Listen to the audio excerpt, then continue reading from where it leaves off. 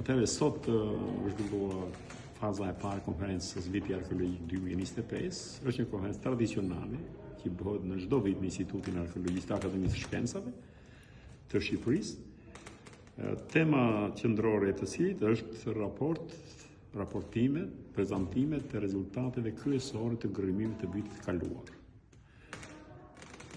Siç e pate ju, këto prezantime u bën sipas departamente, pra duke filluar me departamentin e prehistorisë, atë të antikitetit i lirë dhe antikitetit vonë dhe mesjetës. Këtë të fundit do të zhvillojmë tipën e hënë.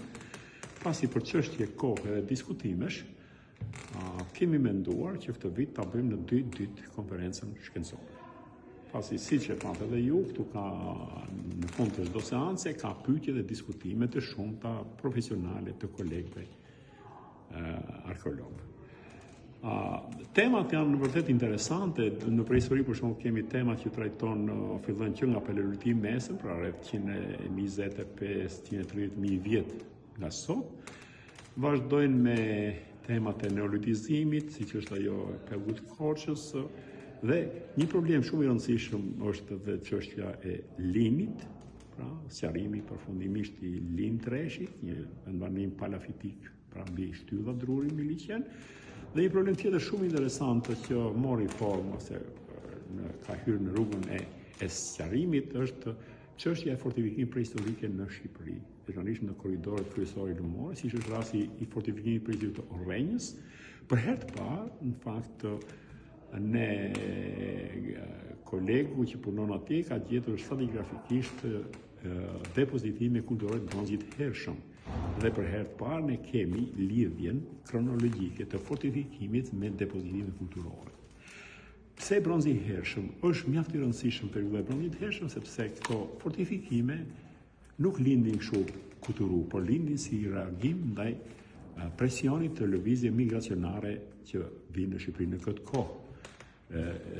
Lëvizjet të cilat sipas studimeve të fundit janë kryesisht të ardhura nga Anatolia në Ballkan. Në Ballkanin Perëndimor, ku është Shqipëria sot apo Kosova.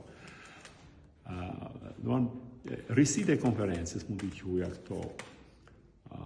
Gjithashtu në pjesën e antikitetit i lirë, që sapo e marrëm këtë seancë, mund të veçojmë kërkimet e arritura në Memaliet Tepelen, është një zonë e madhe. Në Matohasone, për shembull, kemi një godinjë shumë të rëndësishme publike, siç e referoi kolegja. Ashtu edhe kërkimet në Antigone. Po kështu kemi dhe Apollonin dhe Foiniken, që ka qenë kryeqendër e Epirit në kohën antike, pra, ose Finiki i sotëm, ku sigurisht vazhdojnë projektet për disa vitesh në bashkëpunim me shkollat e huaja. Finiki vazhdon me Bolonjën, në Universitetin e Bolonjës, dhe Apollonia me shkollën franceze të Athinës. Po kështu Korça vazhdon me Universitetin e Kölnit, ato të Bufalos të United në Amerikë, në Shtetet Bashkuara të Amerikës.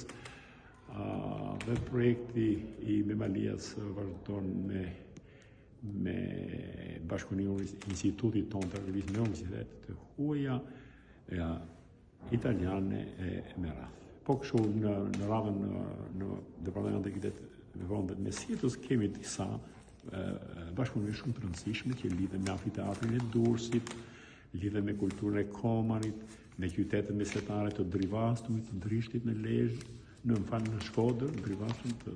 Dhe kemi atë kryefjalën e gërmimeve të këtij viti, që është varri monumental i Strikçanit, foton e cilës e kemi vënë në kopertinën e programit të konferencës shkencore të këtij viti, për të cilën do referoj ai arkeologu i ri që kemi marrë në konkurs, pra dhe ka rezultuar i suksesshëm për fatin e mirë, që ka realizuar dhe gërmimin në fjalë, pra kolegu më i ri Nikolli. Po këto do të kemi rast të shohim live me slajde, me shpjegimet përkatëse në ditën e dytë të kësaj konference, që do zhvillohet me datën 30 mars.